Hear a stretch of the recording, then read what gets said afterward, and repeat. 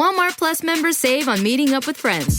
Save on having them over for dinner with free delivery with no hidden fees or markups. That's groceries, plus napkins, plus that vegetable chopper to make things a bit easier. Plus, members save on gas to go meet them in their neck of the woods. Plus, when you're ready for the ultimate sign of friendship, start a show together with your included Paramount Plus subscription. Walmart Plus members save on this plus so much more. Start a 30-day free trial at walmartplus.com. Paramount Plus Essential Plan only. Separate registration required. See Walmart Plus terms and conditions. People are driven by the search for better. But when it comes to hiring, the best way to search for a candidate isn't to search at all. With over 350 million global monthly visitors, Indeed's matching engine helps you find quality candidates fast. You get to ditch the busy work. Use Indeed for scheduling, screening, and messaging so you can connect with candidates faster. It's not just about hiring faster, though. 93% of employers agree Indeed delivers the highest quality matches compared to other job sites, according to a recent Indeed survey. Don't search. Match with Indeed. And listeners of this show will get a $75 sponsored job credit to get your jobs more visibility at Indeed.com/podcast. Just go to Indeed.com/podcast right now and support our show by saying you heard about Indeed on this podcast. Indeed.com/podcast. Terms and conditions apply. Need to hire? You need Indeed. Hello, this is international football commentator Derek Ray, and you're listening to the Ranks FC podcast.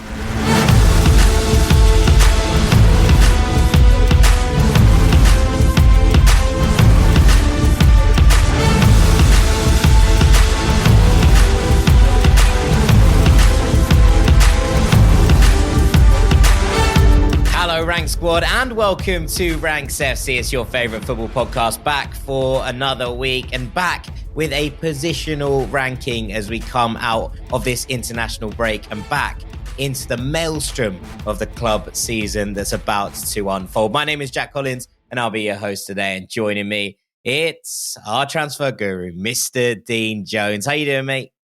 I'm delighted to be here, mate. It's an afternoon of recording with you when you are carrying the burden of the ranking. It always means it's a little bit more enjoyable for me because I can sit back, listen, and then knock it all down. So that'll be good.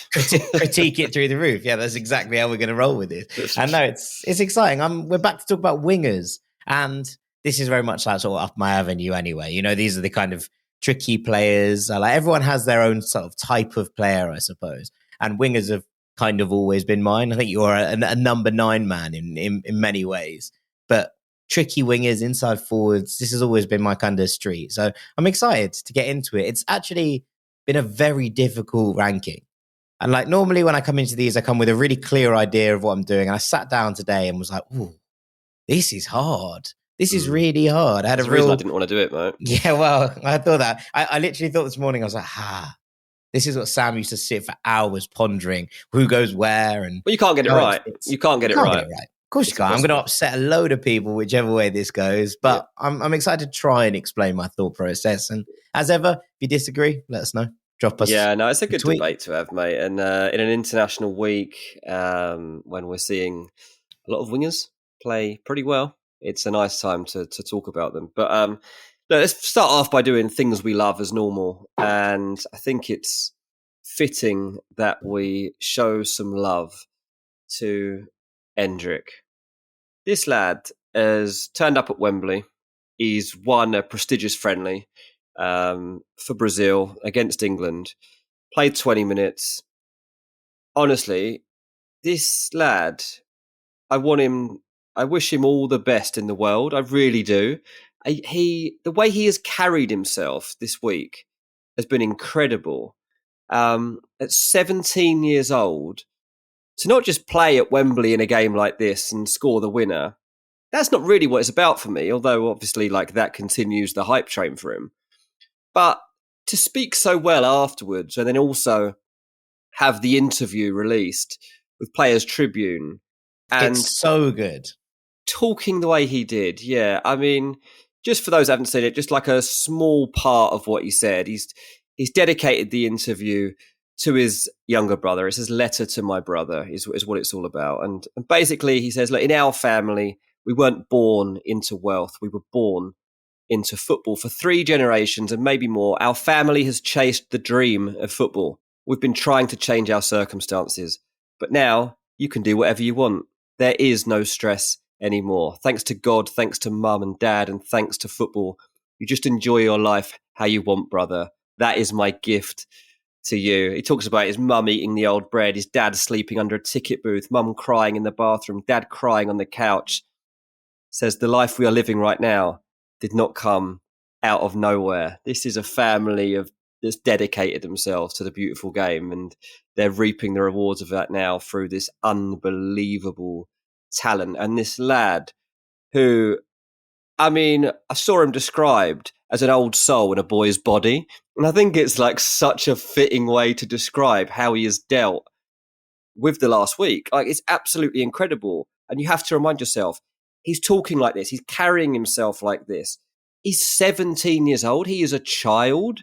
And I've seen, there's obviously like part of you that's fearful of what could go wrong for him. And I saw other comments saying, look, Endrick, you've got such a promising career. Please don't make mistakes that others have before your time, and whether you look at Neymar or Ronaldo or whoever and think of where they might have misstepped throughout their careers, Endrick just seems so level-headed, such a nice lad. He reminds me a little bit, actually, of Theo Walcott when he came through. Like, that's the closest comparison I've had to someone being like having the hype and then turning out to be like such a level-headed kid from such a good upbringing and was able to remain calm and just carry out his footballing tasks. Obviously Theo Walcott injuries and stuff, it didn't quite go as well as it could have. But in terms of like being this young and having that to deal with, it's kind of like that. I guess we have Michael Owen as well, but that was slightly different. He didn't really talk like this. Endrick. No, he didn't talk. But Endrick, just a fantastic talent. And it really takes me on to think about, okay, well, what does the future hold for this incredible kid? And you're like, well, he's landing at Real Madrid. And what an ideal time and place for him to be landing, to be going in there with fellow Brazilians, Vinicius and Rodrigo. Also to be in there with Jude Bellingham and Arda Güler, who is also making waves in the game right now and is going to make his impact over the next year, 2 years. And on top of that, you've got Kylian Mbappe landing, like the big signing of this summer that's going to blow every other transfer out of the water. But it takes a little bit of the pressure off, doesn't it? Because everything is going to be spoken about Mbappe. And look, rightly so, Mbappe's up there with the best footballers in the entire world, maybe the. So when he lands at the club, there is always going to be a sense of being like, right, it's Mbappe time. And it just gives Endrick that little, maybe bit of wiggle room that he might need just to make sure he lands in the right place. It's funny talking about him now because 4 years ago, Harry Brooks came into the BR Football Ranks studio for the first time, head coach Harry Brooks. And we talked about Premier League players who could change positions. And when we were talking to Harry sort of beforehand, afterwards, we were talking about his coaching experiences, and he was absolutely adamant that his time at Palmeiras was one of the coolest, periods of time he'd spent in his coaching career and what he'd learned and what he'd been able to experience. And he was talking about a 13-year-old called Endrick. And he was like, this kid's going to be a superstar. Like, at the time, people, he was already on the radar. This wasn't, an out of the blue shout. It wasn't but it was very much a 13-year-old on the radar. There are very few that you get talked about in this category. Martin Odegaard, perhaps, when he came across. Around Walton, I was talked about as a 13-year-old occasionally. And look where you are now, exactly. So still sat in Walton. Exactly. But it does feel like this has been brewing, and the hype train has been going for so long that to see him go on and become the youngest male player ever to score at Wembley on his Brazil debut is just like one of those things where you're going, okay, all right, we've suddenly got liftoff ahead of this Real Madrid launch. Liftoff has already come. And yet it's in a place where if anyone's going to control it, you'd imagine that Carlo Ancelotti is the perfect person to just be able to guide this a little bit. And as you say, in an environment that seems to be perfect for a young star to come in and not necessarily need to be the man straight away. Maybe that will happen. Maybe that will come. But it doesn't need to be that way. There is space and time for him to grow into this. And that's an amazing place to be for such a prodigious talent, as you say. Yeah, I mean, look, I should hate this. He's just scored against England at Wembley. But as soon as the ball fell to him and he was the guy that knocks it, look, he won't score an easier goal in his life, right? But that didn't matter. It was the fact that he was there, right place, right time to nudge it in. And there are pictures of him like celebrating that moment, and he's kind of got his arms out and he's looking up at the sky. And in the background, kind of looking just beyond him, you got Kobbie Mainoo, you got Phil Foden standing there. It's almost like they're already in his shadow. It's a bit, there's a really nice picture of that moment. And it's like, yeah, like, move off the stage, lads. Like, there's a new guy in town now, and you need to be watching out for him, because look, over the next 10, 15 years, this podcast's still going. I'm confident we'll still be speaking about this guy on a weekly, monthly basis, about what he's doing. And I just wish him all the luck in the world, really, because I think that this is, if you don't wish the best for this kid, then there's something wrong with you. Or you're a Barcelona fan. It can only be those two things. Or you're Argentine. Right? There's only sort of two. There's two. I'm not even going to say acceptable. There's two places that could come from. But also, there is the bubbling undercurrent, I suppose, of that Vitor Roque, another incredibly highly rated young Brazilian, signed for Barcelona. Mm-hmm. Now, it hasn't been the most explosive start in the world, but he's done well as far as I'm concerned, at the very least. I didn't expect him to come in and be like, wow, I'm the guy straight away. Mm-hmm. And there is a sense that if these two reach their potential, we could have another one of these great rivalries between these two wonderful clubs. Yeah.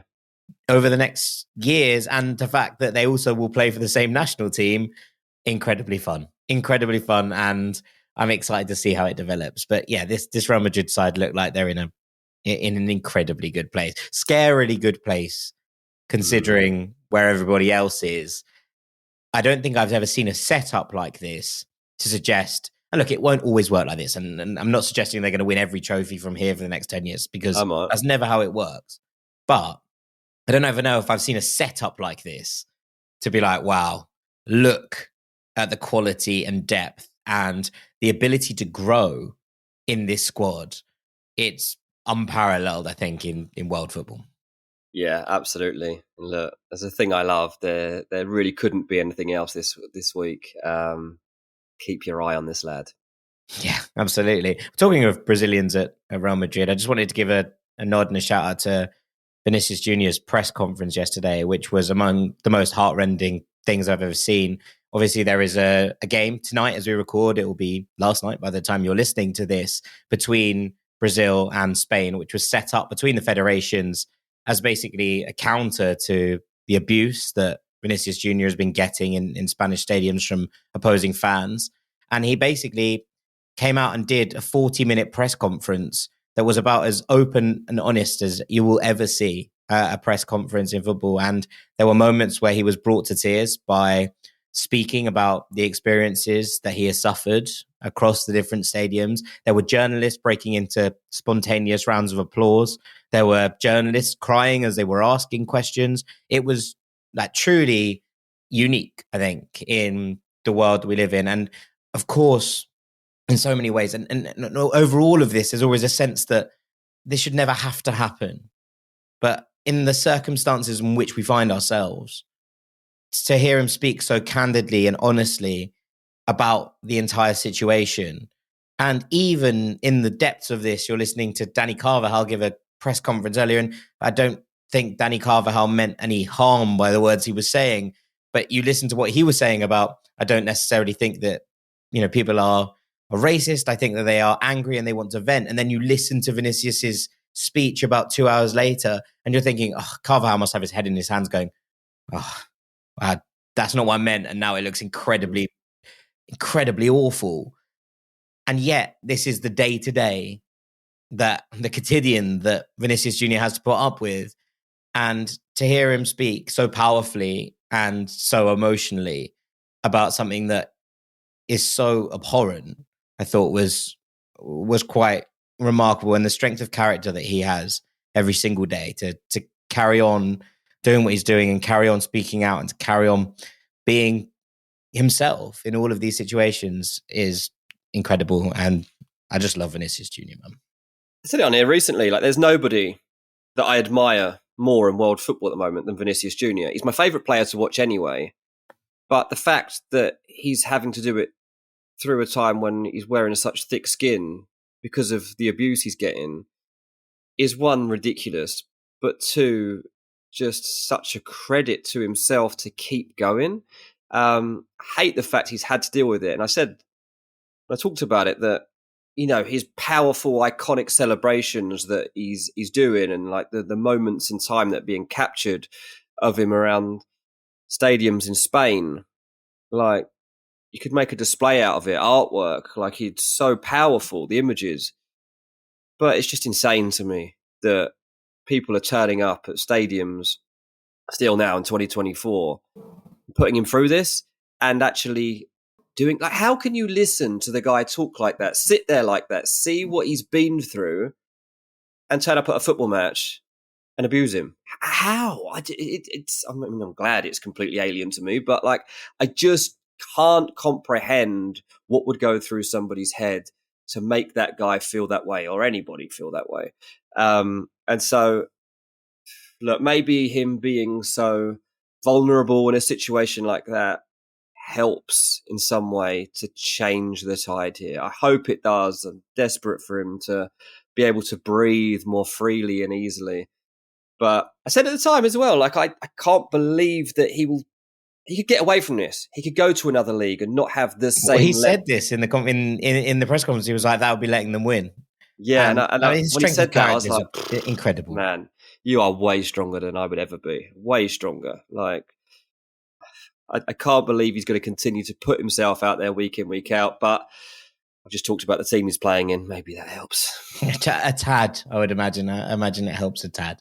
But yeah, basically, things we love is just Brazilians at Real Madrid this week. And rightly so as well. All right, we'll leave our part one there. After the break, we're going to be talking about the best wingers in world football. Strap in. Don't go anywhere. Walmart Plus members save on meeting up with friends. Save on having them over for dinner with free delivery with no hidden fees or markups. That's groceries plus napkins plus that vegetable chopper to make things a bit easier. Plus, members save on gas to go meet them in their neck of the woods. Plus, when you're ready for the ultimate sign of friendship, start a show together with your included Paramount Plus subscription. Walmart Plus members save on this plus so much more. Start a 30-day free trial at walmartplus.com. Paramount Plus Essential Plan only. Separate registration required. See Walmart Plus terms and conditions. People are driven by the search for better. But when it comes to hiring, the best way to search for a candidate isn't to search at all. With over 350 million global monthly visitors, Indeed's matching engine helps you find quality candidates fast. You get to ditch the busy work. Use Indeed for scheduling, screening, and messaging so you can connect with candidates faster. It's not just about hiring faster, though. 93% of employers agree Indeed delivers the highest quality matches compared to other job sites, according to a recent Indeed survey. Don't search. Match with Indeed. And listeners of this show will get a $75 sponsored job credit to get your jobs more visibility at Indeed.com/podcast. Just go to Indeed.com/podcast right now and support our show by saying you heard about Indeed on this podcast. Indeed.com/podcast. Terms and conditions apply. Need to hire? You need Indeed. Welcome back to Ranks FC. Yep, you're hearing me. You know what's coming already anyway. Jack Collins is doing a ranking and there's loads and loads of pressure on him for this one because it's a ranking that everybody who watches football has an opinion on. Today we are ranking the best wingers in football. And it's an interesting discussion because the position isn't what it once was. And everybody's got different interpretations of what they believe a winger should be doing in the game right now and what they think people's positions are. So this has been complicated for Jack, and that's a great thing for all of us, but not for the man himself. Are you looking forward to it, mate? I am, because it's taken a lot of research and a lot of thinking about this. And to be honest, I've still got a few big questions in my mind that we're going to have to work our way through as we go through the ranking. But I suppose the kind of laying the land here is that we are including inside forwards or wide forwards who play on the flanks as part of this discussion, which brings a certain type of player into the conversation who might not have been. And I suppose the tricky one is when a player plays in a couple of different positions, right? You can play centre forward some weeks, out on the wing others, moving inside, the fluidity of position. And Harry always talks about this, right? You don't define it by necessarily where they start in a lineup on paper, but actually where they play on the pitch. But we're going to do our best to include a variety of players. There's also the secondary debate on the back of that, whereas I think someone who plays as a wide forward probably fits more naturally than maybe someone like a Bernardo Silva, who plays on the wing sometimes, also plays as an 8, has played deeper, plays as a 10. Does Bernardo Silva count as a winger? I'm going to say no. Although I will discuss where he would go if he was a winger. But I think we can start on the left. And we're going to do 5 left wingers, 5 right wingers, and some honourable mentions. And then we're going to have a big discussion at the end about a player who just not sure where he fits. And we're going to try and fit him into the rankings at the end of it. So we'll start on the left. And things are a little bit not easier, actually. The 5th spot, I think 1, 2, 3, and 4 on the left are pretty simple and relatively self-explanatory. I think you could debate where some of these players fit in the order, but I think most people's 1, 2, 3, 4 would be quite similar in terms of the 4 players that are in those positions. 5 is really hard. And I have 4 players who I've been sort of tossing around, trying to work out where they fit and which one of them gets this 5th spot. So, for this 5th spot, I was thinking about Kvaratskhelia at Napoli, who had such an incredible campaign last year, has obviously dropped off a little bit this year, but the numbers are still okay. I just think that the hype level around where Kvara was last year compared to where he has been this year, and part of that is obviously that Napoli have fallen off a cliff in an offensive sense, has been enough to maybe knock him down. I think if we'd done this at the end of last year, Kvara would have probably been outright 5th and there wouldn't have really been a debate around it. Now I think there is. Gabriel Martinelli, very similar kind of numbers on a relatively similar level to Kvara this year, has had some really important games, has stepped up for Arsenal in the big games against City and against Liverpool. Those games where there is space for him to run into really feel like they get the best out of him. And maybe the fact that Arsenal can suffocate teams a little bit more now and there isn't that kind of fresh air for him to steam into hinders him a little bit, although I think he has become more crucial to the way that Arsenal play and been able to sit into the system a little bit more. But there's still a debate, I think, between some Arsenal fans over whether Trossard or Martinelli should start in a fully fit Arsenal team on that left-hand side. Then I've got Nico Williams, who is having a sublime campaign for Athletic Club, has played on the right and started kind of on the right for this team and has drifted over to the left this year and has really picked up, I think, in terms of his output. His assists in particular have really been excellent this year. And the way that he and Iñaki have driven this team onwards, I think has been a crucial part of this run to them currently being in a Champions League spot. So all 3 of those, I think, were under real consideration. And just kind of for numbers, Kvara has 10 goals and 6 assists in 38 games. Martinelli has 8 goals and 5 assists in 32 games. Nico Williams has 6 goals and 13 assists in 29 games. But the player I'm going to put ahead of all of them in 5th, I think, is Luis Diaz of Liverpool, who has 11 goals and 5 assists in 39 games. So that's what I'm saying. All the numbers here, very, very, very similar.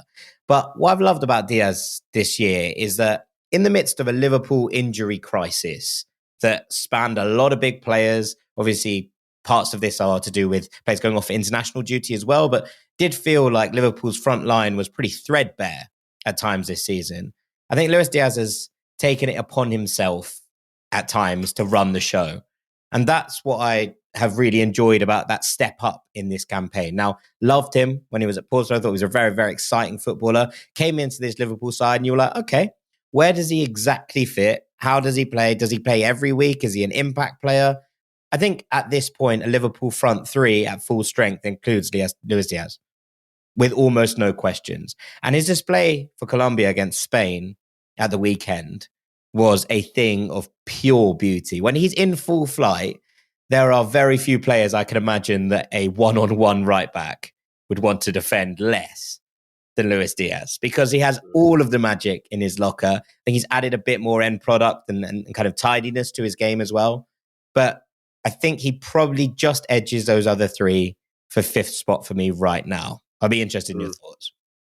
Yeah, I think he is. I mean, I think that he's playing in a style that probably suits him best at the highest level as well compared to these. I think Martinelli's had a bit of a drop off this season. I'm not saying like it's that extreme, but I don't feel. I thought if I was to rank those four players that you've just mentioned, I'd probably have Martinelli bottom actually of all the four of them. As harsh as that might be, you got to do it. Someone has to be, I suppose. Yeah, and I think actually his closest I would come to Luis Diaz would be Nico Williams. Yeah, that's where I felt as well. I just feel like he's on his way up. Like he's Kvaratskhelia, amazing player, obviously, but Nico's ready to burst. Right? There's a reason that big Premier League clubs, even other Spanish clubs, are looking at him for this summer, thinking, "I want a bit of that." What surprised me about Luis Diaz is that there's been speculation about him leaving Liverpool. I can't see it in a month of Sundays. No. Like, just can't see it. I spoke to someone to check out that story, and they were like, no. Like, if Mo Salah stays, like, then that doesn't mean Luis Diaz is going anywhere. Like, absolutely not. Mostly in the fact that they play on completely different flanks, I'd imagine. It makes no sense anyway.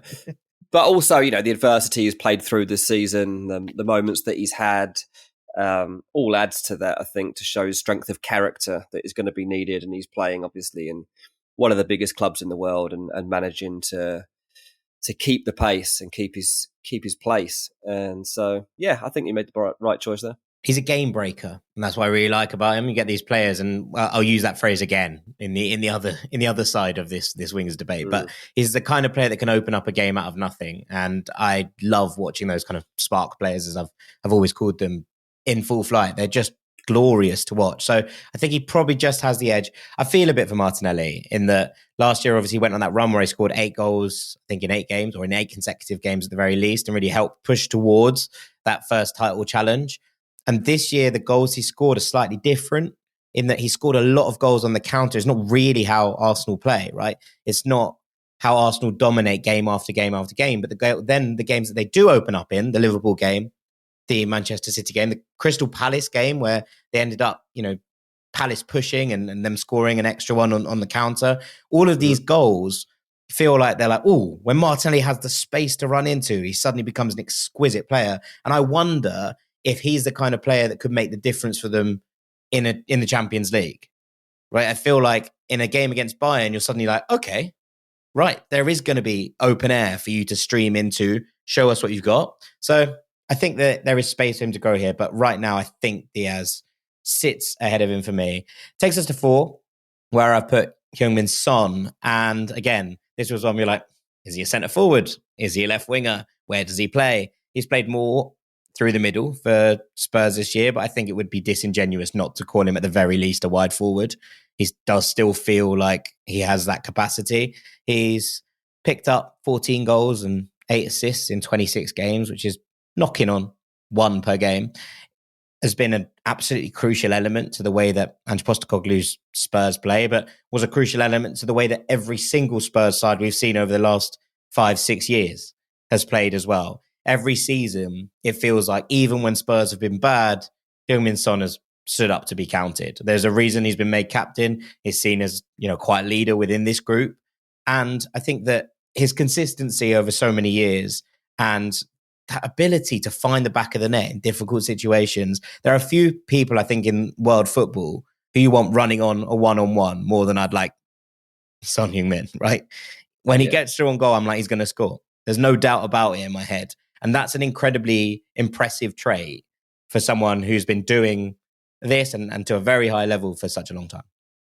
Yeah, I think so. I think his versatility is his probably biggest strength as a forward, but also it's hard to pigeonhole him. And so when you consider him as a player, you don't really think of him as a winger, but he's got the speed, he's got the dribbling ability. And more than anything, he's got the goal creativity and the ability to score himself that makes him such a threat from a wide forward position. And I think that, I think he can work through the middle as well, for sure. And I think he's showing that at the moment. But yeah, Son is as good as you could really be as a modern day game breaker, as you're going to keep calling them throughout this episode, I'm sure. So yeah, it's a tough one because I think that actually he's probably going to revert to being more of a forward player through the centre. And I think that we've seen how effective he can be there, and that Tottenham, when it comes to recruitment this summer, might actually look for more wide attackers than they will for a straight out number 9. Yeah. And I think that's because Son's been so effective through the middle. But in terms of this conversation, like, Sonny has to be put in the ranking. Yeah, I thought it would be unfair to leave him out. So there he goes. At 3, I've gone for Rafael Leao. 36 games, 10 goals, 11 assists this season in all competitions.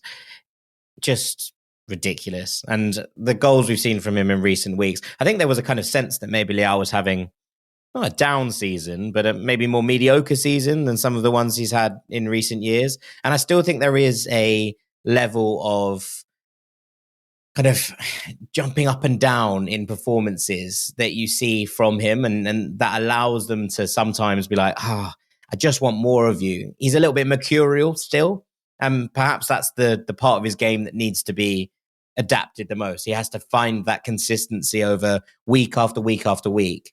But the electricity in Rafael means that he is just one of the most enthralling players to watch on the entire planet. Every time he gets the ball and you see him in kind of no matter what the occasion, and I think you look back at the Champions League game against Napoli last year and you're like, Leao's just going to do something, isn't he? He's going to do something. And there is, again, talking about players who are like, who do you want to not play against? I mean, I think in terms of straight up standing one-on-one against someone, Luis Diaz sticks out for me. But in terms of like over and over again, just watching Rafael run at you and be like, I don't know what he's going to do. I have not a clue what comes next.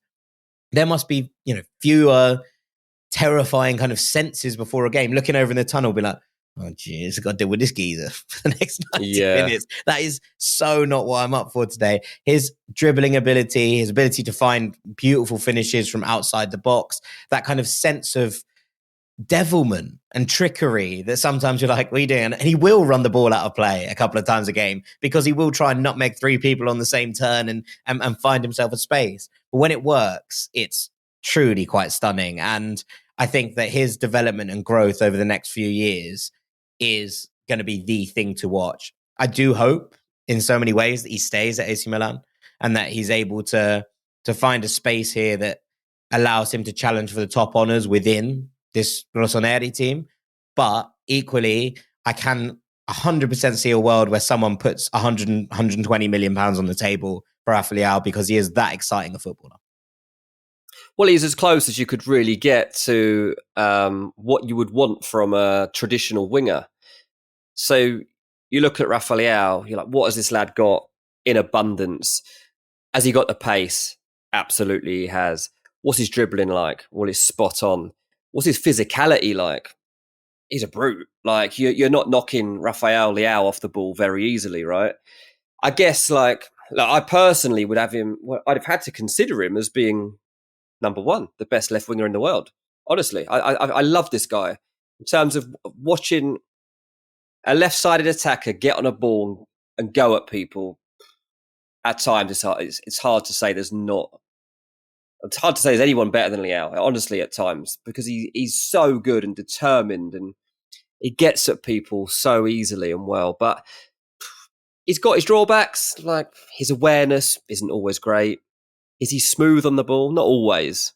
And I think that time, though, when he gets into full flight, there is that smoothness about it. It's something that's improved for sure. And I think that when Leao was like arriving on the stage, he was a fits and bursts player.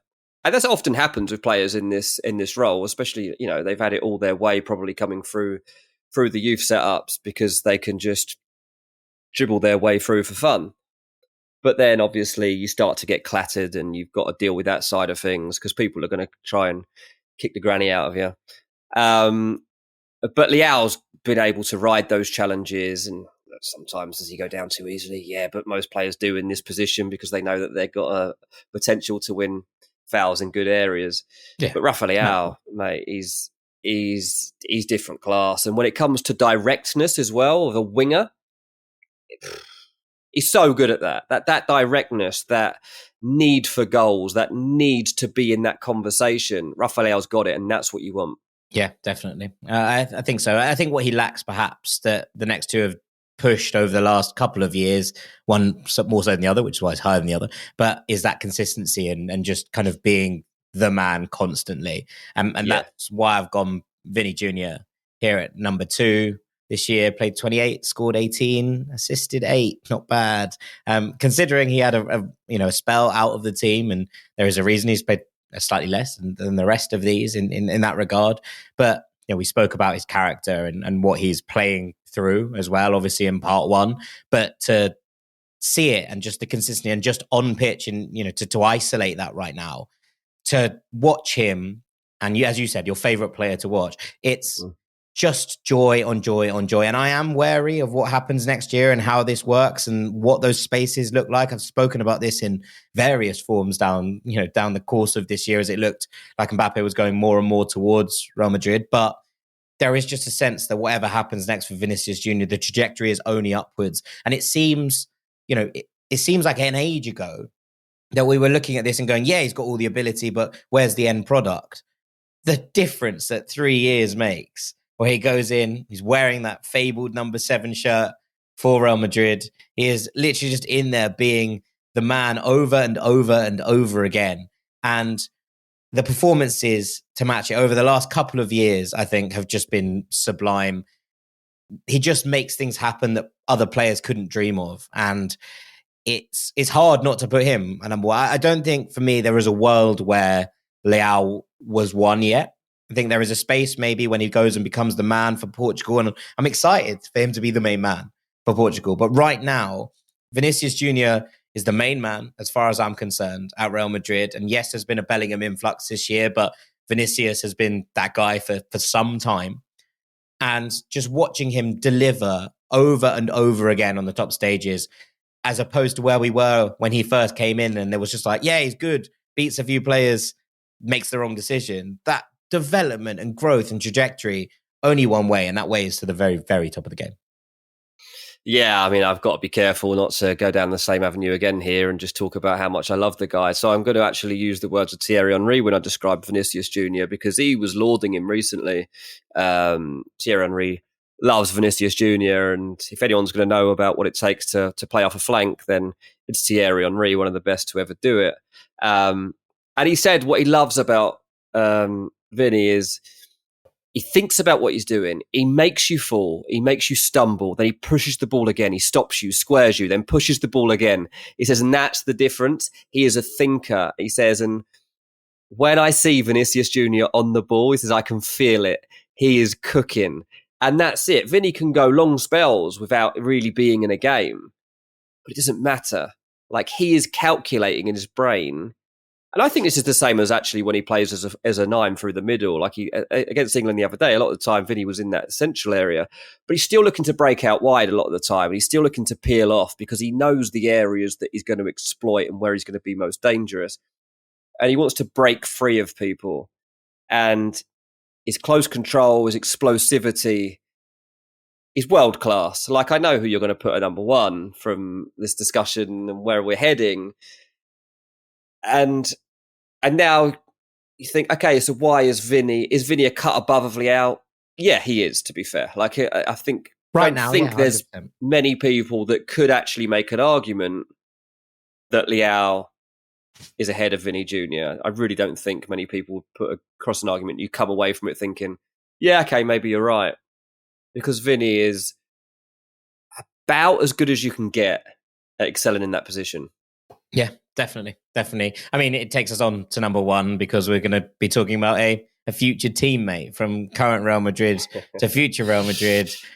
I mean, as soon as the conversation became, are we including players who are sometimes centre forwards, sometimes wide forwards, sometimes wingers, the only place to go at the top was Kylian Mbappe, right? Because over the last however many years, he has this kind of ascendancy has felt almost inevitable in so many ways. I mean, played 37 games this year, scored 38 goals, and dropped 8 assists as well, just for the crack. And when you're looking at a player who has that ability and that ruthlessness in front of goal, we're talking about a player who stepped onto the world stage really young, lit it up, and then didn't fall away almost at all.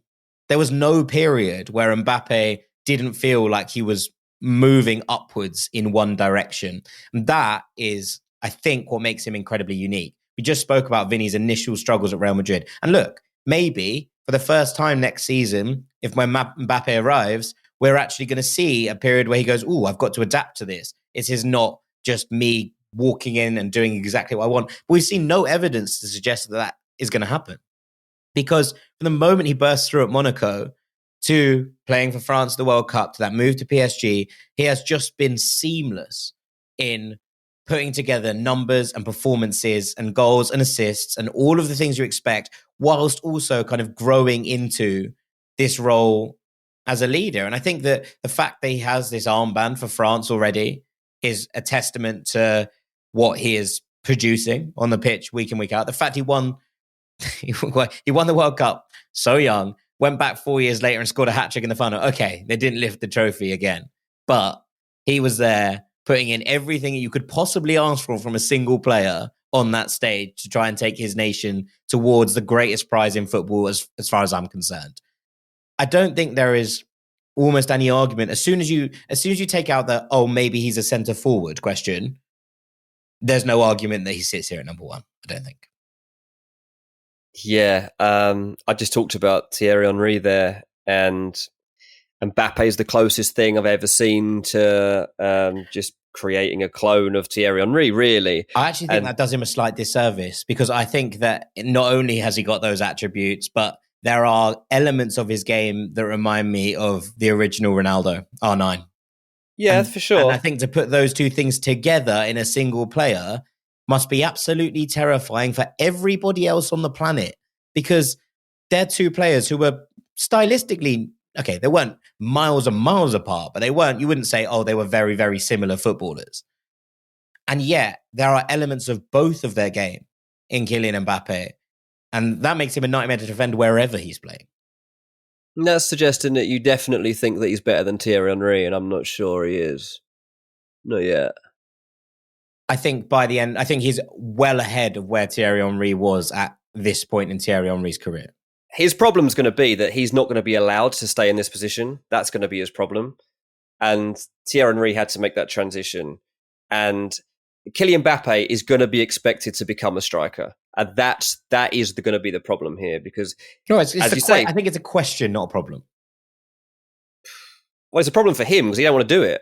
I'm pretty sure he doesn't want to do that because he loves being out wide, and that's his starting position. And then he goes from there. And yeah, typical winger. He's got all the trait. Look, if he was an old school footballer and they were like, right, we're going to pass it out to you. You're going to rinse your fullback and you're going to cross it into the box. Is that right? Like, yeah, I can probably do it with my eyes closed if you want. The complexities of the modern game mean that there's advancements on that position now, and that's what we'll get a bit deeper into, I'm sure, as we carry on talking about this. But yeah, I mean, Mbappe he's as good as you could be in this position. Yeah. Like I said, Vinny's world class, and he's about as good as you can be. I think Mbappe is as good as you could be. And that might be also why he does have to test himself as striker, just to give himself something else to do in his career. Because also, when he gets to Real Madrid, he's competing with Vinny Jr. for that spot. We just spoke about Vinny Jr. playing as a 9 for Brazil. I mean, there is a world where that's maybe they'll rotate him, mate. Maybe Vinicius picks up the ball centrally and drifts wide, and Mbappe picks up the ball wide and drifts centrally. Like, if two players are going to work this out, two players with this intelligence feel like the ones that there's worse problems to have, mate. There's worse problems to have. Walmart Plus members save on meeting up with friends.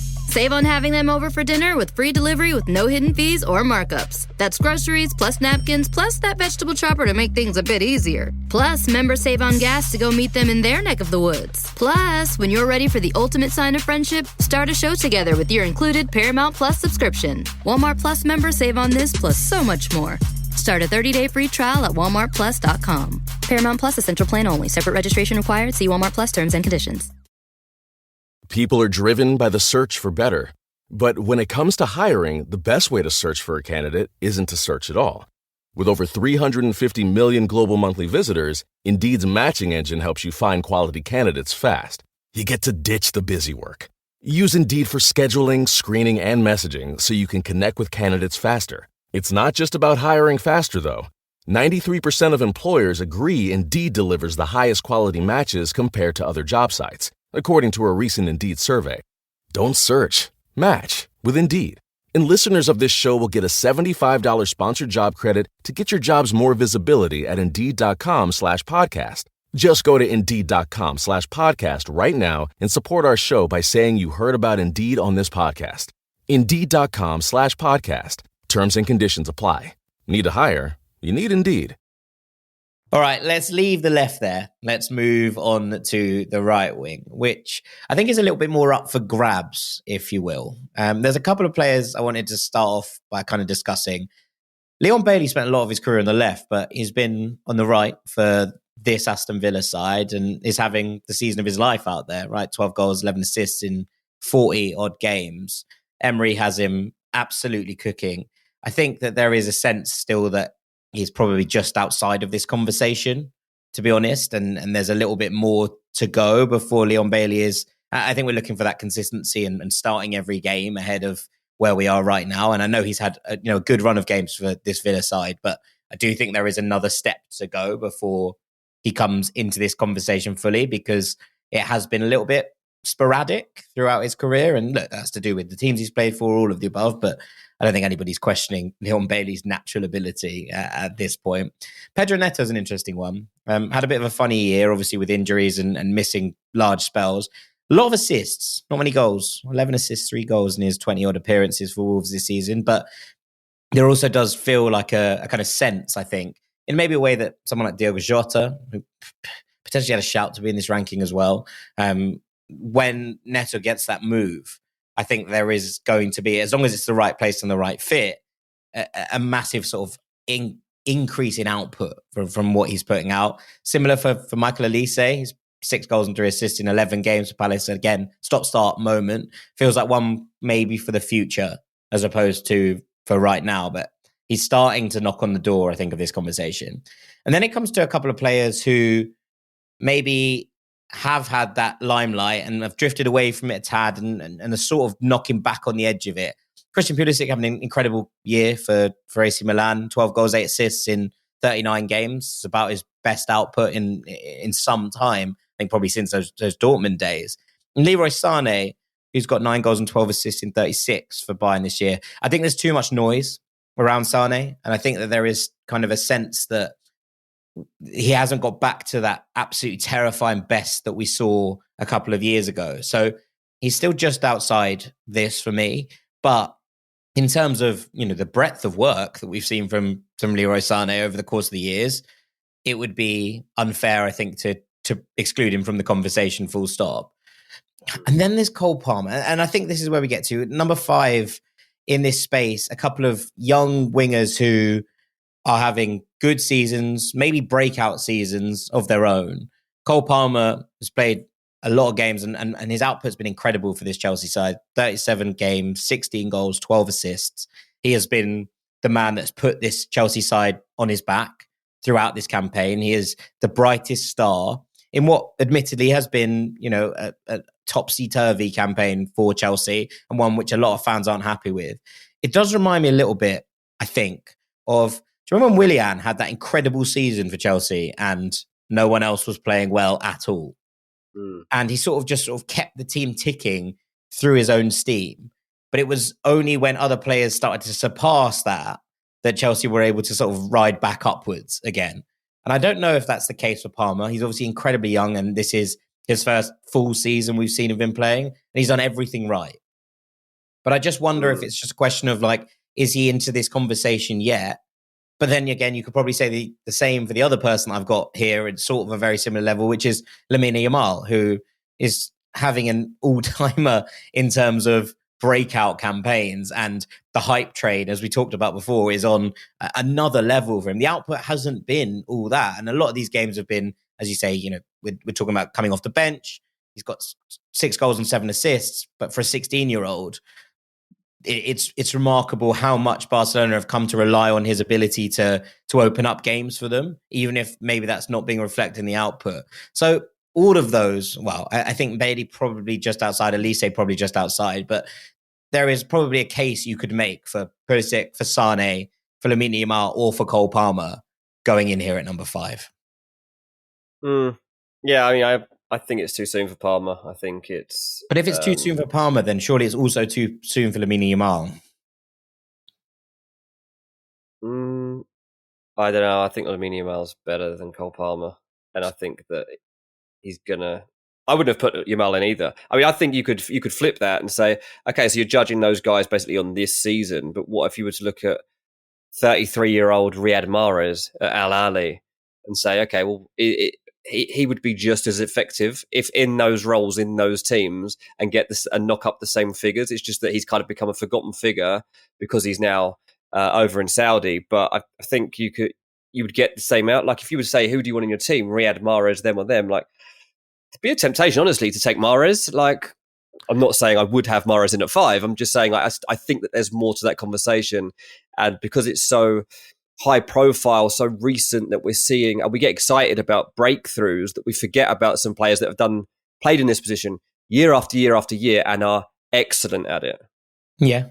I think, well, my list only includes players playing in Europe, which, I mean, you can come at me for that if you want. It means that Lionel Messi is also not in this list. And there, that's where I kind of set the bar. I probably should have pointed that out at the start, to be honest. But that's where I got to in terms of what we're looking at here. So I think that precludes Mahrez. So Mahrez isn't number 1. So Mahrez isn't number 1. There is a question of 2 players that could slot into this. So I'm going to come back to 5 because I'm going to go in at 4. And this will be a shock to, I think it might be the most controversial inclusion that I've got on this list, where I've put Ousmane Dembele. Now, Ousmane Dembele has scored 1 goal for PSG in the 32 games he has played. He's got 12 assists, but he has scored once. And there's been a lot of talk about the fact that Dembele has not had that goal-scoring output that maybe was expected a little bit more from him. I would counter that with the fact that on the other flank, Mbappe scored 38. And I think a lot of this is to do with opening up space for your best goal scorers to put the ball in the back of the net. And I loved reading what Luis Enrique had to say about Ousmane Dembele and talking about him. And everyone was questioning him and saying, what's going on? Why is he not scoring goals? Luis Enrique was like, I don't need him to score goals. He was like, he is the most disruptive player in world football because nobody knows what he's going to do next. He can go on both feet. And we talked about that kind of ambidextrous bipedal ability that Ousmane Dembele has to go inside, to go outside. But when you look at the fluidity and the way that this PSG team play, Dembele's importance, I think, is sometimes overlooked because he's not the one picking up statistical numbers in this one. And I think in terms of all these players, if you were to offer me one and be like, you can sign all of these, including Dembele, all the players I've just mentioned, and we're not worried about necessarily what it is right now, all of those right wingers, I think Dembele will be ahead of all of them because his ability, yes, he's frustrating. Of course he is. But also, I said I'd come back to that phrase, game breaker. Ousmane Dembele is the best game breaker in the world. He is the kind of player that can open up teams out of absolutely nothing. And I think when he's on the pitch, PSG are a better team. And I think that we'll see that going forward in the Champions League. When Ousmane Dembele is on the pitch, PSG are a better unit because of all of the different things he can bring to the table. And that's why I've put him in here at a kind of undisputed 4, if you will. He's there and sat and comfortable. And when you look at these players compared to each other, he's the one that I'd be looking to and be like, yeah, that's my guy. I think he's brilliant. I really do.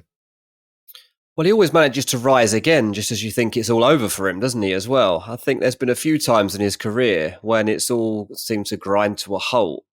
and then he like shakes off whatever the problem is and goes again. And that's really hard to do, especially as a winger, especially when you've had injuries. And I like that about Dembele. If we're talking about wingers, one-on-ones, Ousmane Dembele, absolutely different class at it. Trickery, skills, he's got it all. He's got the pace. As actually getting down a flank, getting at people, it's hard to top Ousmane Dembele. And when you consider, like, has he fulfilled his potential? Probably not, which sounds ridiculous when you look at the clubs he's played for. But in terms of what you want from a winger, what you can become as a winger, he's up there. And if you're trying to become an impactful, direct, speedy player from the flank, you've got to be looking at Ousmane Dembele for how you open up spaces and get round people. Yeah, I think he makes the rest of the team better. He's a floor raiser of a player, and to bring him in that situation, he actually spoke quite interestingly about returning to France and how it was a bit of a different experience for him. And he was saying, actually, I'm the least French of the French when it comes to playing in my homeland, because I only played 7 games here for Stade Rennais before I made that big move away. And to come back in and kind of adapt to the league has been not necessarily, he didn't say difficult. He said it was just learning curve in terms of doing things slightly differently. But I mean, Luis Enrique's opinion matters to me, and Luis Enrique absolutely loves Ousmane Dembele, so he's going in at 4. And number 3, I'm going back to Real Madrid, where I put Rodrigo in. 41 games, 13 goals, 8 assists. I love the fact that Rodrigo continues to be the sort of Robin to Vinicius Jr.'s Batman. And there have been moments this season, we talked about Vinny missing certain games, whatever. I think Rodrigo really steps up in those moments. And I think what's really interesting about him in general is that when Vinicius is playing, he's quite happy to let Vinicius do what he needs to do. He's quite happy to do slightly more of the hard yards, a little bit more of the dirty work. But he's a different type of player, I think. And what I like about Rodrigo's ability to pop up in the box and score important goals, it's easy to forget. Obviously, Vinicius Jr. scored the winner in that Champions League final. There's absolutely no way Real Madrid would have been there if Rodrigo didn't score 2 goals against Manchester City in injury time to push them into that situation. And that kind of sense, and we just talked about that bit of Vinicius' career when he didn't have that end product. And Rodrigo came in and was like, I do, by the way. I've got loads of end products. And it was quite like, you were kind of the afterthought, and now you're not. And enjoying just seeing him work into those spaces, I don't think he's ever going to be the guy that stands up and goes, I'm going to drop you 30 goals in the season. But I do think that as a component part, and as someone who allows others to shine, and sometimes that's really important when you're in a team of superstars, those players who are a bit like, look, I know I'm really good. I know I can drop these performances. You can talk about Benzema when Cristiano Ronaldo was there. But equally, I'm just happy to play a little bit more of a foil role. I'll still come out with 20 goals and assists in the course of a season. You just won't notice me as much because there won't be a hat trick in a Clasico or whatever that looks like. I just think that Rodrigo is an understated footballer who oozes class in almost every aspect. Yeah, because I'd say on the list so far, that's the one I'm the least convinced by. I think I do underappreciate Rodrigo, but I also think that's because at times I've found that he's overrated. And I'm cautious about saying he's overrated because I also think a lot of the time he hasn't got to play in the right position. And I think that sometimes the format of the team hasn't suited him. And so he's been a victim of that, and he's had to fill in spots when it's just been for the team rather than for himself. So I think that of all the players of his type, he's probably not perhaps been able to flourish as much as some of these other guys that we've talked about today. But I feel like 3 is high in terms of the best right wingers out there right now. Yeah, I'm not convinced on that one. Okay. All right. Well, he's there for me. I really do think that selflessness, that ability to, put himself second and still come up with these big moments. Yeah, I mean, that's and when Vinny has been missing, Rodrigo has stepped up. And I think that's what you want from those players, right? You need a player that's been like, okay, I appreciate that. Yeah. Vinicius on the other flank is, would you say almost as good as you can get. He's like, I'm probably slightly behind that. That's okay, because I'm still incredibly good. And when I get those opportunities, I will take them. But equally, when the shine is on the other side, I'll do the bits that maybe people aren't raving about quite as much. I do. This is where I talked about right at the top. This is where I think I'd have Bernardo in if he was counted as a winger, but I don't think he counts. So I'm going to move swiftly on. But that's where I would have had Bernardo, here at sort of 2.5, if you will. Yep. And number 2, I've gone for my Ealing star boy, Bukayo Saka. 16 goals, 13 assists in 37 games this season. Just absolutely crucial to everything that Arsenal do. The transition from a left back who came into this team to playing on the right wing and twisting defenders in knots. His output is ridiculous. The ability to remain calm under pressure, the fact that he is so trusted in these situations already at this age, the fact he is an absolute penned-in name on England's team sheet at this point. Everything about Bukayo Saka's last 2 years has been, I think, pretty remarkable, to be perfectly honest with you. And seeing him thrive and love himself and love the rest of what's going on here in this Arsenal team has been a true joy to behold, in terms of one-on-one ability, in terms of his link-up play with the rest of his team, in terms of taking things on and taking responsibility and taking the mantle upon himself when things are difficult for Arsenal. All of it comes into this space and being like, this is a player who is already, to risk grabbing the ire of Rio Ferdinand, is already world class. I think he's the second best player in his position in the entire world. And as far as I'm concerned, that puts you in the world class bracket. There is no conversation where I'm like, no, only one right winger in the world at any one time can be world class. Sorry. And I think that if you're in this kind of position, you are already in that bracket.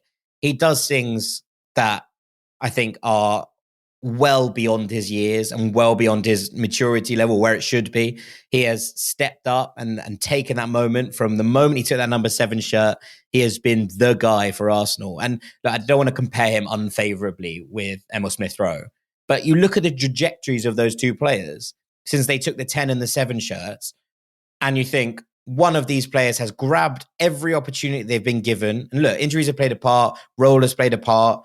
In fact, Merton Odegaard is absolutely ridiculously good, has played a part. But you look at where the two of them are and what they are worth and what their value is to Arsenal right now. One of them is a bona fide superstar, and that is Bukayo Saka.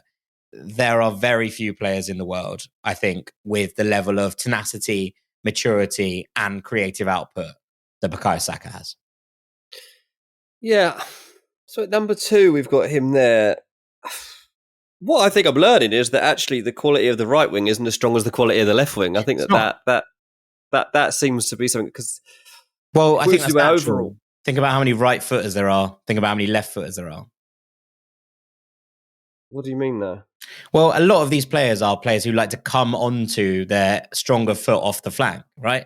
How many players here are we talking about who like to come onto the strong foot and score goals, make things happen? We haven't talked about loads of left-footed left wingers. We've talked about quite a lot of right-footed left wingers. Yeah.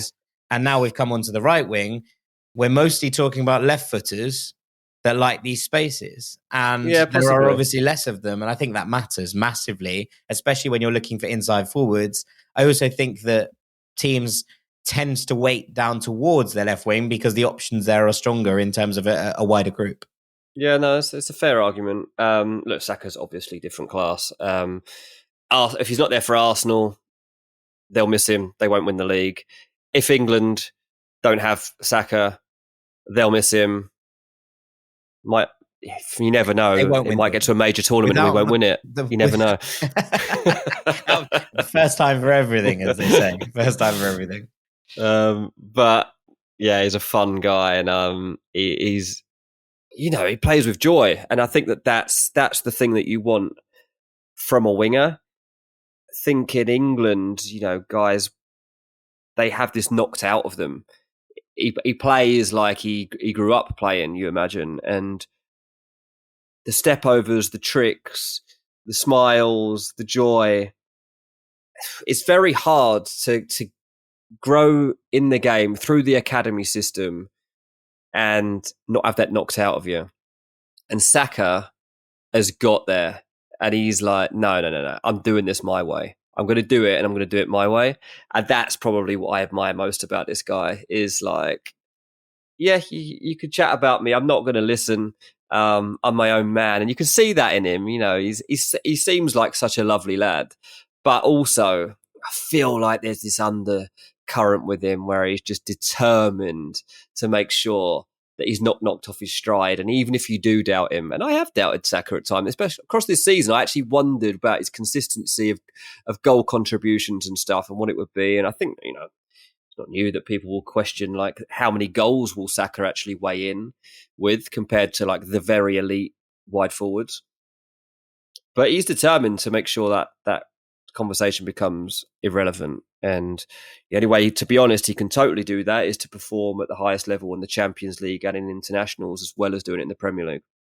Yeah, I mean, I think that question over output has probably been put to bed for now. I mean, what was that? 29 goal contributions in 37 games. It's not bad, is it? So, doing all right. Yeah, you take that, I think, at this point. Two Ealing boys just loving each other. But at number one, there could only be one man. Mo Salah still up top in this debate, as far as I'm concerned. Played 32, scored 21, 13 assists. Even in a season where there's obviously been injuries, there's been absences, it's just been a consistency that I don't think anybody in the world can match from that right-hand side. And he just remains an absolute demon in terms of what he puts out every single time he goes on a football pitch. And it has been from the moment he's set foot on that Anfield turf, right? I mean, a good player for Roma, a good player for Fiorentina. But the expansion of where he sits in the pantheon of world football since he joined Liverpool under Jurgen Klopp has been truly remarkable. I don't think I need to go too deep into it. There are the occasional debates on Twitter and X and all the other social media platforms over whether Saka is already at Mo Salah's level.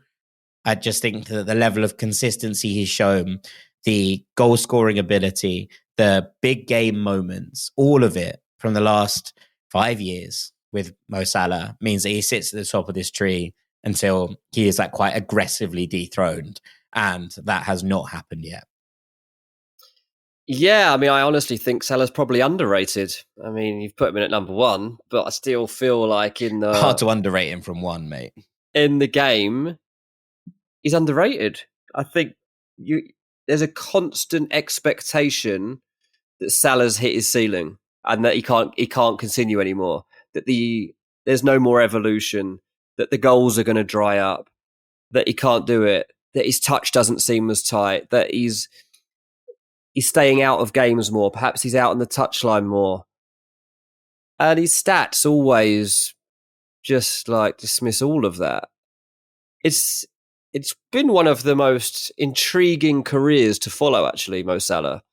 When you consider his pathways, what it's been like for him in England, both with Chelsea and with Liverpool. And still, it feels like he's probably not done. Obviously, there's a lot of talk that this will be Salah's last season in England and that he could go to Saudi. I'm not convinced he's finished here. And I think that if he did leave now, he'd leave at the top of the tree. He'd leave, you know, he'd be abdicating the throne. There's something in that as well, I think. But he could score more goals. He could yeah. Be a leader that they need at a time when Klopp's gone. There's still more to do here, I think, for Mo Salah.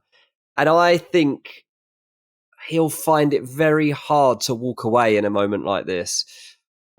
Yeah, it's tricky. I mean, look, when you look at the way that he plays, it's unorthodox. It's weird sometimes. You look at him and think, well, he can't kick a ball properly. He swings his foot in a weird way. He doesn't look like he's meant it. He's got his hands are up his cuffs. Like he can't even, he's playing like a kid who's cold on a Sunday morning. He's not really, it doesn't seem like he's got any intent or purpose. Doesn't seem like is he even thinking about football? He's just wandering around over there. And yet he comes to life, man. And the purpose with which he starts to hurtle towards the goal, the way he jinks inside and he wins the pen, his feet are ridiculously fast. His brain's even quicker, though. yeah, he's obviously a godlike figure around Liverpool and in Egypt. And as I say, I think he's underrated because of the way he plays. I think it's not like you would expect somebody with his numbers in his position to actually play and be so successful. And I think that's what makes him even more of a kind of marvel in modern day football, is that, yeah, he's not quite what you expect, but he's producing things that make him stand out a mile. Yeah. I mean, he's not underrated here, which is the nice element. No, he's not here. Absolutely not. But I definitely think that there is an element to that in his game. Right. There's one last question here, and it's a big question. And the question is, where does Phil Foden fit into all of this? So, for context, Phil Foden this season, 42 games, 18 goals, 10 assists, has been a crucial cog as City missed some very, very key players through big moments in this season. But I don't know where he plays. I didn't know whether to put him on the left. I didn't know whether to put him on the right. I didn't know whether to do a Bernardo and be like, he's actually a centre midfielder that is a 10 who is sometimes shoved out to the wing because he's that good that it's impossible to leave him out the side. And so I don't know where I'm going to throw it to you and be like, where do you put him in? And then once we have a spot for him, if there's a spot for him, we'll work out where he sits in the ranking.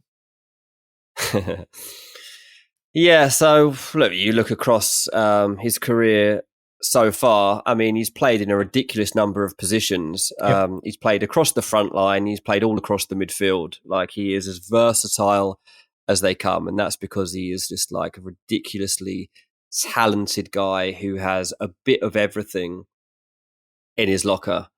I think that if I was to judge him as a right winger, I'd probably have him in at 3 ahead of Rodrigo. And I think if I had him in as a left winger, he's above Diaz at 5. He's different to Son. I'd knock Son down to 5 and stick Foden in at 4. No, he's better than Leao. He's better than Leao. I'd have him in probably at 3. He's better than Leao. I think he'd be at 5 in my left wing ranking, behind Son. Here's the thing, right? So the conversations we've had here and people's perceptions of what a winger is, right? So let's just define the fact that a winger is not what it once was, and we know that. And yeah, you don't get down to the touchline, you go down the touchline, you beat your man, cross it in, whatever. Now, I think my favourite type of player actually becoming is like a Phil Foden, who's a cross between actually a winger and an attacking midfielder, which is what Phil Foden is. And you want to like that comfort of being out in that zone. But what you want to do is you want to drift in positions where you can create and score. And this causes a massive problem. And if you're someone like Phil Foden, you are causing opponents nightmares because you are getting at that space. The fullback and the centre-back basically are terrified for 90 minutes because they've got to figure out how they're going to deal with their half spaces that are threatened constantly when you are imposing yourself in those areas. And in order to excel, what have you got to be able to have? You've got to be able to dribble. But then also what you've got to have is an ability to make correct choices at the end of that, whether it's a pass or a shot. And when you make that decision, it's got to be perfect. The shot's got to go in or the pass has got to lead to a goal. Mate, Phil Foden does that. 9 times out of 10, Phil Foden pulls that off. For Man City, absolutely perfectly. It's modern day art. And that is Phil Foden has got that down to a T. Now, okay, take him out to the Man City team and you put him into an England team on the flank and he can ghost you. But I don't feel that that's a fair assessment on him. That's the setup. That's the manager. Whatever else. That's the players around him. Judge Phil Foden as a wide attacker for Man City and give him a specific role. And I say Mbappe, Vinny Jr, Salah are the best 4, and then it's out him and Saka as the 5th,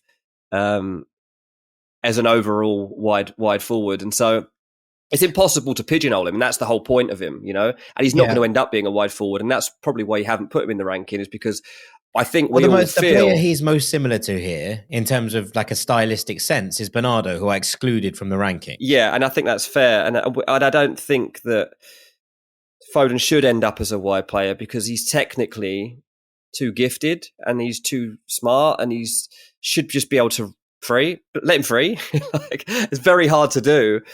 But if you're Pep Guardiola or if you're a manager on that level, you don't want to restrict them, I guess. And so that's why he's played so many positions already for Man City. But I think you also go back further than comparing it to Bernardo and say, well, there's a reason that he shadowed David Silva, isn't there?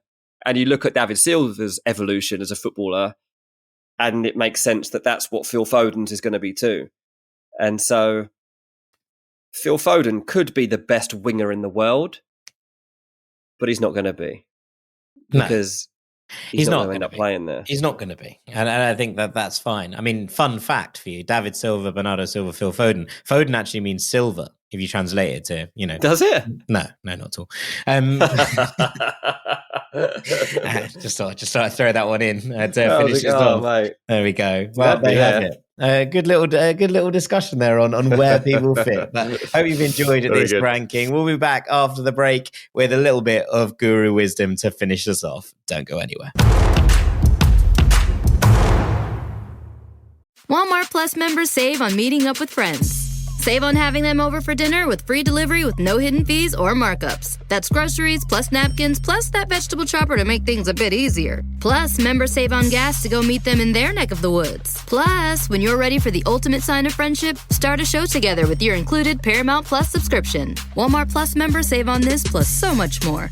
Start a 30-day free trial at walmartplus.com. Paramount Plus Essential Plan only. Separate registration required. See Walmart Plus terms and conditions. People are driven by the search for better. But when it comes to hiring, the best way to search for a candidate isn't to search at all. With over 350 million global monthly visitors, Indeed's matching engine helps you find quality candidates fast. You get to ditch the busy work. Use Indeed for scheduling, screening, and messaging so you can connect with candidates faster. It's not just about hiring faster, though. 93% of employers agree Indeed delivers the highest quality matches compared to other job sites, according to a recent Indeed survey. Don't search. Match with Indeed. And listeners of this show will get a $75 sponsored job credit to get your jobs more visibility at Indeed.com/podcast. Just go to Indeed.com/podcast right now and support our show by saying you heard about Indeed on this podcast. Indeed.com/podcast. Terms and conditions apply. Need to hire? You need Indeed. Welcome back to Ranks FC. Time for our third and final part. And it's time for a little bit of Guru Wisdom, Guru Wisdom, Guru Wisdom. We have noticed that there's been a couple of comments here and there, basically been like, right, we're fed up of this game now. We help people find clubs. So this is actually going to be the last one for a little while. We will come back to it. So if you still do have questions, and it's been fun. It's been a good really ride. Fun. We've had a good little couple of weeks on it, but we're going to keep trying to change it up. We're going to try and keep this fresh. We might come back to it every couple of weeks instead of every week. But I wanted to get it settled, set in the Ranks canon before we moved on for it. And it's a bit of a different one this week. So there is a slightly different kind of feel to this one. And it's from our friend Valdemar. I spoke about this last week and I thought it was fitting in an international break. So this is what Valdemar said. He said, "Hi guys, my name is Valdemar Isaacson and I come from Denmark. A little about me. I'm 21 years old and I'm currently studying Spanish at the University of Aarhus. I've already a lot into football and I've been following my teams for quite a while now. So I'm going to request something a bit different this week. I want you to give me some national sides to support. In club football, the one that has my heart is Real Madrid, but I also follow Manchester United and AC Milan. So as you can guess, I love a club that has some history. My main pools are when a team expects something of themselves and wants to win no matter the method. I don't really care for a side like Brighton that wants to play fancy-pantsy football but never actually achieve anything." Wow, that's harsh. So yeah, I'd like you to find me a national side from Africa and Asia for me, as I obviously already have Denmark in Europe and I have Uruguay from South America. The sides you pick must be at basically every major tournament and not just be passengers. As I said, I don't really care about play style as long as they get results. History is a plus, but not a must. Can't wait for your suggestions. Cheers. This is niche because normally you don't find other national sides to support. You don't normally go searching for other countries to sometimes support. You find them and sometimes you just have a soft spot for various places, but this is new to find something. So it's a great question. It's one we're going to have a little. It's a very Jack question, to be honest. I mean, people will not need too many guesses to know that I do not follow a team from either of the country, from either of these regions when these tournaments are on. But I'm intrigued by it, and I think there are probably some. If you're going to look at this, I think there are probably pretty obvious answers, aren't there? Yeah, I mean, I suppose the one that jumps out is he said he's a Real Madrid fan, and Brahim Diaz just declaring for Morocco has interested me through the roof. Now, obviously, they came fourth at the last World Cup, which is the best performance ever for an African side in the competition. They've been at the last 2 World Cups. They're usually in the mix. They've been to 6 overall. Only Cameroon have been to more. But I think what you kind of see from when you see the sides qualifying out of CAF is that there hasn't tended to be loads of runs. There hasn't been like, a team will qualify for 6 World Cups in a row. It just hasn't really happened. Now, that's going to change a little bit because obviously the World Cup is about to expand, and CAF is one of the federations that's got extra qualification places. And especially with the system that we have seen in recent years where everyone goes into that 10-team playoff round to qualify for the World Cup, which is among the most mental things that international football had to offer, by the way. It was absolutely wild seeing these games go off here and there. So we're now at a space where we will be able to see who goes. Now, Morocco obviously already qualified for 2030 because they're co-hosts, which is useful because I think they are the suggestion. Now, obviously, Hakimi had the link of beforehand at Real Madrid. He's obviously at PSG now, but Brahim Diaz going there, I think, is intriguing. And this Morocco setup, yes, they've performed well at the last 2 World Cups, but more than that, I think the setup is really interesting in how they're developing and what this looks like going forward. So with all of that in mind, I think that's the natural place to be. There are some fun things to get behind at the moment in African football. I think in the international sphere, this Nigeria side has loads and loads of talent. We're looking at a Ghana side who have had a dreadful AFCON and are going to need to bounce back from that. There's an Algeria side with loads of talent, but just can't seem to quite get it right at the moment. And then obviously Senegal coming through as well with what's going on. And then AFCON winners, Cote d'Ivoire. But I think Morocco are probably the project I'm most interested in at the moment, with just the players being grabbed in and what that means. So I'm going to suggest there for an African side, if you have interest in what things are looking at, and a team that are going to be at least one of the next 2 World Cups, but I would bank quite heavily on them being at both of them. Yeah, and there's players in there that you would have a good understanding of already too, whether it's Ziyech or En-Nesyri or Sofiane Amrabat or Aguerd. There's plenty of players in there that are recognisable within Morocco, and you're right, they're heading in the right direction, that they'll be trying at least to challenge for trophies. Yeah, I mean, there's a bit more continuity in Asia. Now, South Korea and Japan are the 2 nations that have qualified for the most World Cups. Japan have been at every one since 1998, and South Korea have been at every World Cup since 1986, which is well cool as far as I'm concerned. They've also picked up the best result ever for an Asian nation. They came 4th at the home World Cup in 2002. The Japan project, and those of you who listen regularly will know, is something that I've been keeping an eye on for quite a long time. I think there's a really interesting crop of players coming through there. But the other one I really like is Iran, who have been at the last 3 World Cups and have put in some really interesting performances. They've had a couple of cup runs in the Asian Cup, and I really did think that this could be their year in the Asian Cup. It felt like they had a really good squad that was moving in the right direction, a nice mix of players who play in a homegrown sense and some incredible footballing rivalries within Iran itself, but also moving around Europe and the rest of the world and finding a space. I really like that mesh. It didn't quite go to plan, but I do think that as a team, they're an interesting one to keep an eye on. I mean, there's also Qatar. And now I know this feels like a bit of a strange one, but considering they've been at 1 World Cup ever, which was the one that they hosted. But I think, having won both the last 2 Asian Cups and having a place where this academy system and the framework they put in place ahead of the World Cup started to bear fruit in terms of players coming through, I think is a really interesting kind of development project going on there. Now, whether that's sustainable and whether it carries on, I don't know. And so I think I would be disingenuous for me to suggest that I understand and think it's going to happen for the next. But the early signs are really good.